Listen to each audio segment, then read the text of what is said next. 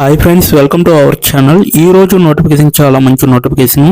ఈ వీడియోని ఎక్కడ స్కిప్ చేయకుండా వీడియోని ఎండ్ వరకు చూడండి. అలాగే ఈ వీడియోకి మినిమం 50 లైక్స్ అయితే కోరుకోవడం జరుగుతుంది. కాబట్టి ప్రతి ఒక్కరు కూడా లైక్ చేయడం మాత్రం మర్చిపోద్దు. లైక్ చేయడం వల్ల నాకు ఎంతో బూస్ట్ అండ్ ఎంకరేజ్మెంట్ ఇచ్చినట్టుగా ఉంటుంది. సో ప్రతి ఒక్కరు కూడా అప్లై చేయడానికి ట్రై చేయండి. అలాగే వెళ్తూ మన ఛానల్ని సబ్స్క్రైబ్ చేసుకోవడం మాత్రం మర్చిపోవద్దు.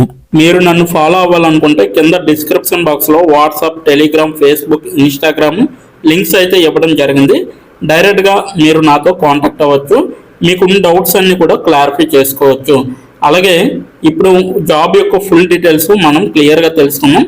ఎక్కడ స్కిప్ చేయకుండా వీడియోని ఎండ్ వరకు చూడండి. ఈరోజు వేకెన్సీ వచ్చేసరికి మెకోనెక్ట్ కంపెనీ నుంచి ఒక వేకెన్సీ అనేది రావడం జరిగింది. కస్టమర్ సపోర్ట్ అసోసియేట్గా మిమ్మల్ని అయితే తీసుకోవడం జరుగుతుంది. ఈ యొక్క కంపెనీ అనేది భారతదేశంలోనే ఉంటుందన్నమాట. అలాగే ఒక రోజు క్రితమే ఈ యొక్క వేకెన్సీ అనేది తీయడం జరిగింది. ఇప్పటి వరకు 100 కంటే ఎక్కువ మంది దరఖాస్తుదారులు కూడా అప్లై చేసుకోవడం అనేది జరిగింది. ఎలా అప్లై చేయాలనేది వీడియో ఎండ్ వరకు చూస్తే మీకు అర్థమవుతుంది. ఇదైతే రిమోట్ అనేది ఇవ్వడం జరిగింది. మీరు ఇంటి దగ్గర ఉండి వర్క్ చేసుకోవచ్చు. ఫుల్ టైం వర్క్ అనమాట. ఎలా అప్లై చేయాలో వీడియో ఎండ్ వరకు చూస్తే మీకు అర్థమవుతుంది. మీ ప్రొఫైల్ మరియు ఈ రెజ్యూమ్ ఈ ఉద్యోగానికి ఎలా సరిపోతాయో ఇక్కడ ఇవ్వడం జరిగింది. ఈ ఉద్యోగానికి తగ్గట్టుగా మీరైతే ఒక అప్డేటెడ్ రెజ్యూమ్ అనేది తయారు చేసుకోవాలి. నేను ఈ ఉద్యోగానికి తగిన వాడినా లేదా అనేది ఆలోచించుకొని మీరైతే డైరెక్ట్గా అప్లై చేసుకోవచ్చు. అలాగే ఈ ఉద్యోగం కోసం నన్ను నేను ఎలా ఉత్తమంగా తీర్చిదిద్దుకోగలను అనేది కూడా మీరు ఆలోచించి డైరెక్ట్గా అప్లై చేసుకోండి. ఉద్యోగం గురించి చూసుకుంటే మెకోనెట్ బృందం అత్యంత ప్రేరణ కలిగిన మరియు ఉత్సాహభరితమైన సాంకేతిక కస్టమర్ సర్వీసు ప్రతినిధి కోసం వెతుకుతుంది అనేసి చెప్పడం జరుగుతుంది. సాంకేతిక కస్టమర్ సర్వీసు ప్రతినిధి కస్టమర్తో సంభాషించగలగాలి మరియు వారి సమస్య యొక్క సందర్భాన్ని వెంటనే పొందగలగాలి అనేసి చెప్పడం జరుగుతుంది. కస్టమర్కు వెంటనే పరిష్కారాన్ని సూచించడంలో వారికి సహాయపడే ఉత్పత్తి సేవ గురించి సపోర్ట్ ఏజెంట్లకు మంచి జ్ఞానం ఉండాలి అనేసి చెప్పడం జరుగుతుంది. అలాగే కస్టమర్ ఎదుర్కొంటున్న సమస్య సపోర్ట్ ప్రతినిధి యొక్క తక్షణ పరిధికి మించి ఉంటే వారి సమస్యను ఎవరైనా సరైన అంతర్గత బృందంలోకి తెలియజేయడం నేర్చుకోవాలి మరియు పురోగతిపై నవీకరణల కోసం వారిని క్రమం తప్పకుండా సంప్రదించే విధంగా ఉండాలన్నమాట. సో ఇది మొత్తం ఉద్యోగం గురించి. అలాగే బాధ్యతలు చూసుకుంటే కస్టమర్ సమస్యలపై యాజమాన్యాన్ని తీసుకునే విధంగా ఉండాలి. అలాగే సమస్యలను పరిష్కరించండి మరియు వాటిని పరిష్కరించడానికి చూసే విధంగా ఉండాలి. పరిష్కారం కాని సమస్యలను తగిన అంతర్గత బృందాలకు తెలియజేసే విధంగా ఉండాలి. కస్టమర్ల నుండి సత్వర మరియు ఖచ్చితమైన అభిప్రాయాన్ని సేకరించే విధంగా ఉండాలి. నిరంతర ప్రక్రియ మెరుగుదలకు సహాయం చేసే విధంగా ఉండాలి. యాప్ యొక్క సాంకేతిక పరిజ్ఞానంలో మంచి అవగాహన కలిగి ఉండాలన్నమాట. అలాగే అర్హతలు చూసుకుంటే ఇంజనీరింగ్ గ్రాడ్యుయేట్ డిగ్రీ ఉండాలి. అనుభవం 2 సంవత్సరాలు అనుభవం అనేది ఉండాలి. అలాగే మైక్రోసాఫ్ట్ 365 అనేది రావాలి. లేదంటే గూగుల్ వర్క్ స్పేస్ ఆచరణాత్మక అనుభవం అనేది ఉండాలి. ఆండ్రాయిడ్ యాప్లు, ఏపీఐలు, పోస్ట్ మ్యాన్ పరిజ్ఞానం అనేది మీకైతే ఖచ్చితంగా ఉండాలి. అలాగే సపోర్ట్ టికెటింగ్ సిస్టమ్లతో పనిచేసిన అనుభవం అనేది మీకైతే ఖచ్చితంగా అవసరం అనమాట. ప్రెస్ డెస్క్ను ప్రాధాన్యత అనమాట. ప్రోగ్రామింగ్ నైపుణ్యాలు, ప్రాథమిక జ్ఞానం అనేది మీకు చాలా అవసరం. అలాగే అద్భుతమైన కమ్యూనికేషన్ నైపుణ్యాలు అనేవి కూడా అవసరం అనమాట. రిటైల్ ఇండస్ట్రీ సపోర్టు అలాగే సర్వీస్ డెస్క్ అనుభవం అనేది మీకు చాలా అవసరం. పిఓఎస్లో అనుభవం అనేది చాలా అవసరం. ప్రాధాన్యత వివరాలకు శ్రద్ధ, అలాగే బహుళ పనులు చేయగలిగే సామర్థ్యం, గో గెటర్ మనస్తత్వం అనేది మీకు అయితే ఖచ్చితంగా ఉండాలి. నైట్ షిఫ్ట్ చేసే విధంగా ఉండాలి. రొటేషనల్ షిఫ్ట్లు అండ్ రొటేషనల్ వీక్ ఆఫ్లు కూడా ఉంటాయి. పనిచేయడానికి ఇష్టపడాలన్నమాట.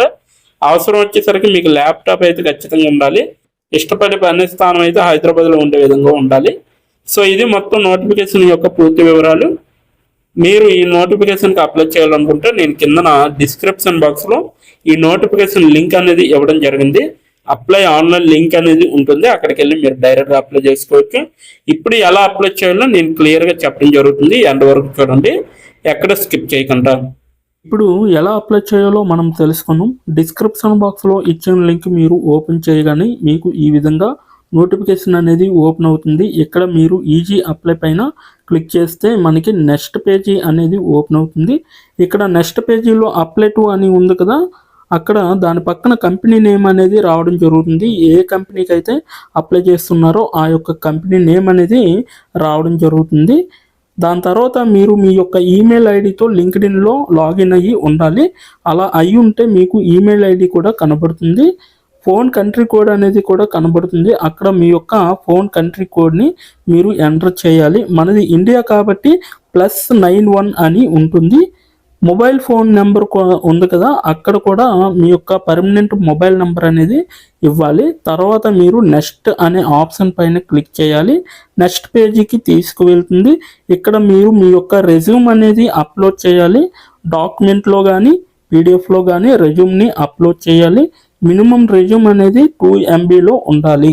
అప్లోడ్ చేశాక నెక్స్ట్ అనే ఆప్షన్ పైన క్లిక్ చేయాలి. మనల్ని జాబ్కి కావలసిన కొన్ని క్వశ్చన్స్ అడగడం జరుగుతుంది. అవి ఏమిటంటే, ఇప్పుడు చూడండి, మీరు how many years of work experience అని అడుగుతుంది. ఎక్స్పీరియన్స్ లేకపోతే నో ఎక్స్పీరియన్స్ అనేది మీరు మెన్షన్ చేయాలి. ఎస్ ఆర్ నో అనేది. అది కూడా ఎటువంటి ఎక్స్పీరియన్స్ అవసరం లేదు అని అప్లికేషన్లో మెన్షన్ చేస్తే అప్పుడు మీరు నో ఎక్స్పీరియన్స్ అని టైప్ చేయాలి.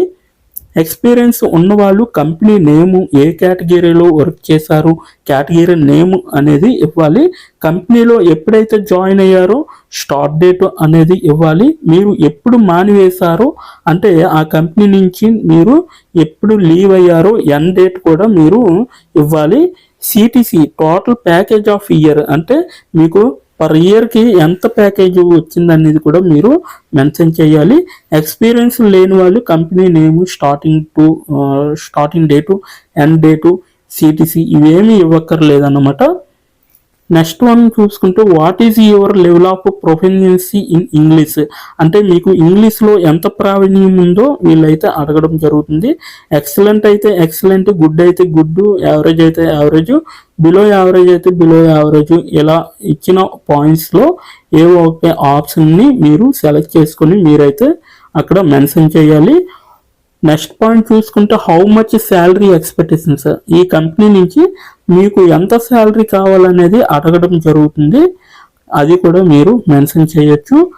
నెక్స్ట్ పాయింట్ చూసుకుంటే, how did you see this job అంటే మీరు ఈ జాబ్ని ఎక్కడి నుంచి చూసారో అని అడగడం జరిగింది.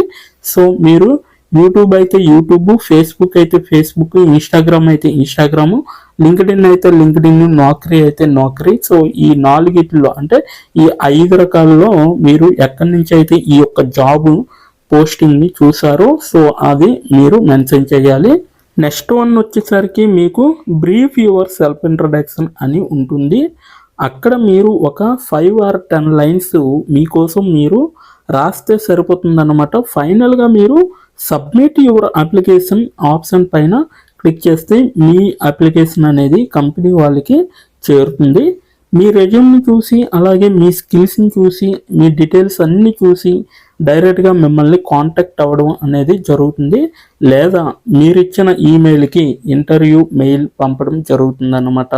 అలాగే మీరు ఎప్పటికప్పుడు మీ యొక్క ఈమెయిల్ని చెక్ చేసుకోవాలి.